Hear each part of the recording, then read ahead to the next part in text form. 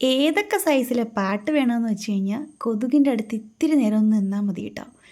എന്തൊക്കെ താളത്തിലാണെന്നറിയുമോ പാട്ടൊക്കെ വരുന്നത്. സന്ധ്യ ആയപ്പോഴത്തേക്കിനും കൊതുകിൻ്റെ ഭയങ്കര ശല്യം കേട്ടോ. എനിക്കാണെങ്കിൽ തലവേദന എടുത്തിട്ട് നിൽക്കാൻ വയ്യ. പിന്നെ ഞാൻ ഈ സാധനം കത്തിച്ചിട്ട് ആദ്യം ഹാളിൽ വെക്കാമെന്ന് വിചാരിച്ചു. അവിടെ വെച്ചിട്ട് അടുക്കളയിൽ നിന്നപ്പോൾ ഒരു രക്ഷയില്ല കേട്ടോ. പിന്നെ നേരെ അടുക്കളയിൽ കൊണ്ടുവച്ചു. ചായ ഇട്ട് വെച്ചിട്ടുണ്ടായിരുന്നു അമ്മ. അതിൽ നിന്ന് കുറച്ചെടുത്ത് അങ്ങോട്ട് കുടിച്ചു കേട്ടോ. ഇപ്പോൾ ഭയങ്കര സ്നേഹപ്രകടനമൊക്കെ ആണേ. ട്യൂഷനൊക്കെ പോയിട്ട് വന്നേ കേട്ടോ. എത്ര നേരത്തേക്കാണെന്നൊന്നും എനിക്കറിയാൻ പാടില്ല. അപ്പോൾ നമുക്കിന്ന് കിട്ടിയത് നമ്മുടെ അയിലക്കുഞ്ഞാട്ടോ. ഇതിന് പറയത്തക്ക രീതിയിലുള്ള ഭംഗി രസമൊന്നും ഇല്ല കേട്ടോ. ഇന്ന് കിട്ടിയ മീൻ ഇത്തിരി നൊന്തു പോയതാണ്. കാണാൻ പറ്റുന്നുണ്ടോ? ഇത് കണ്ടോ? ഞാനൊക്കെ വെട്ടി വൃത്തിയാക്കി എടുത്തിട്ടൊക്കെ ഉണ്ട്. മണപ്പിച്ചൊക്കെ നോക്കിയപ്പോൾ വലിയ കുഴപ്പമൊന്നുമില്ല. എന്നാലും എന്നെ വേണമെങ്കിൽ കറി വെച്ചോ എന്നുള്ളൊരു രീതി കേട്ടോ. നല്ല കണക്കൊരു നൊന്ത് പഴുത്ത് ഒക്കെ ഇരിക്കുമായിരുന്നേ. ഇന്ന് അത്യാവശ്യം നല്ല മീനൊന്നും ഇല്ലായിരുന്നു. പിന്നെ ഞാൻ കൂട്ടത്തിൽ ഭേദമായിട്ട് തോന്നിയത് കൊണ്ട് അതിങ്ങ് മേടിച്ചു. അപ്പോൾ നമുക്ക് കറി വെച്ചാലോ? ഇന്ന് ഞാൻ കരുതി കുറച്ച് ചുവന്നുള്ളിയൊക്കെ തോനെ ഇട്ടിട്ട് ഒന്ന് കുറുക്കി കറി വെച്ചെടുക്കാമെന്ന് കേട്ടോ. ലൂസിൻ്റെ പരിപാടി ഇന്നില്ലേ. അപ്പം നമ്മൾ ചട്ടി ചൂടാക്കിയിട്ട് എണ്ണയൊക്കെ ഒഴിച്ച് കടുകും ഉലുവയൊക്കെ പൊട്ടിച്ചിട്ട് നമ്മുടെ ഈ ചുവന്നുള്ളി അങ്ങോട്ട് ഇട്ട് കൊടുത്തു കേട്ടോ. വേഗം ഒന്ന് വഴണ്ട് വരാനായിട്ട് കുറച്ച് ഉപ്പും കൂടി ഇട്ട്. തീ നന്നായിട്ട് കൂടിയിരിക്കും കേട്ടോ. ഒന്ന് കുറച്ച് വെച്ചേക്കാം. ഇല്ലെങ്കിലേ അടുക്കള കുറച്ച് സമയമായപ്പോഴത്തേക്കും ദൈവലോകമായി പോകും കേട്ടോ. അപ്പോൾ എന്നോടുള്ള പേടി കൊണ്ടാണോ എന്നറിയത്തില്ല, നമ്മുടെ ഉള്ളി ഇത് നന്നായിട്ട് മൂത്തൊക്കെ വന്നിട്ടുണ്ട് കേട്ടോ.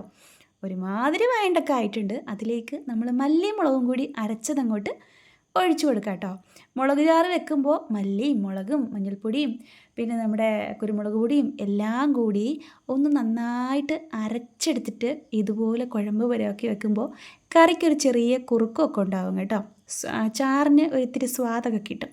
അപ്പോൾ നമ്മുടെ മീനിനെ ഒന്നും കൂടി ഞാൻ വേദനിപ്പിക്കാണ്ടെടുത്ത് നമ്മുടെ അരപ്പുകുളത്തിലോട്ടും കൂടി ഇട്ടിട്ടുണ്ട് കേട്ടോ. ഇനി ഇതൊന്ന് വെന്ത് വരട്ടെ.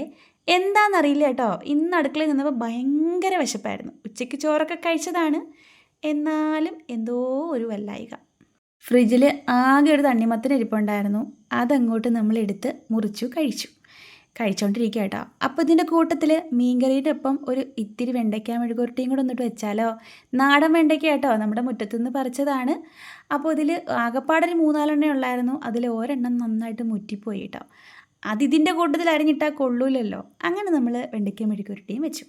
അപ്പോൾ നമ്മൾ ചോറൊക്കെ വിളമ്പി നമ്മൾ പറഞ്ഞതുപോലെ തന്നെ നന്നായിട്ട് കറി വൃത്തിയാക്കി കുറുക്കിയൊക്കെ എടുത്തിട്ടുണ്ട്.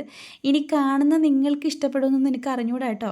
സത്യം പറഞ്ഞാൽ ഒരു 3-4 ദിവസമൊക്കെ ഞാൻ കറി വെച്ചതിനേക്കാട്ടിലും, 3-4 ദിവസമല്ല എന്നും കറി വെക്കാറുണ്ട്, എന്നാലും ഇപ്പോൾ അടുത്ത സമയത്ത് കറി വെച്ചതിനേക്കാട്ടിലും നല്ല സ്വാദായിട്ടാണ് കേട്ടോ എനിക്ക് തോന്നിയത്. അത് അങ്ങനെയൊക്കെ വെച്ചത് കൊണ്ടാണെന്ന് തോന്നുന്നു.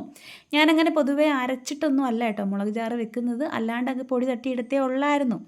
അപ്പോൾ നമ്മുടെ മീൻചാറും ചോറും കൂട്ടി കുഴച്ചിട്ട് അതിലേക്ക് ഒരു ഇത്തിരി മെഴുക്കുവരട്ടിയും കൂടി എടുത്ത് വെച്ച് കഴിച്ചപ്പോഴുണ്ടല്ലോ എന്താ സ്വാദെന്നറിയോ. ഈ ചോറ് ഞാൻ കഴിച്ച് കഴിഞ്ഞിട്ടേ കുറച്ചും കൂടി ചോറെടുത്ത് കേട്ടോ. നല്ല വിശപ്പുണ്ടായിരുന്നു. അതിനോടൊപ്പം തന്നെ നല്ല അടിപൊളി റേഷനരിയുടെ വെള്ളച്ചോറായിരുന്നു കേട്ടോ ഇന്ന് നമ്മൾ വെച്ചത്. അതിൻ്റെ കൂടെ ഈ മീൻകറിയും നമ്മുടെ ഈ ഒരു മെഴുക്കുവരട്ടിയും ഒക്കെ ഒഴിച്ച് കഴിക്കാനേ, മെഴുക്കുവരട്ടി ഒഴിച്ചല്ലോ, അതെല്ലാം കൂടെ കൂട്ടിക്കൊഴിച്ച് കഴിക്കാൻ നല്ല സ്വാദായിരുന്നു കേട്ടോ. ഇന്ന് നമ്മൾ റേഷൻ കടയിൽ പോയി ഒത്തിരി നാളുകൾക്ക് ശേഷം നമുക്കിന്ന് കുറച്ച് മണ്ണെണ്ണ കിട്ടി കേട്ടോ. പിന്നെ നമ്മൾ ബാക്കി വന്ന ചോറൊക്കെ വെള്ളം ഒഴിച്ചൊക്കെ ഇട്ടിട്ടുണ്ട്. അടുക്കളയൊക്കെ തൂത്ത് വൃത്തിയാക്കിയിട്ടുണ്ട്, തുടച്ചിട്ടുണ്ട്. പണികളെല്ലാം കഴിഞ്ഞിട്ടുമുണ്ട് കേട്ടോ.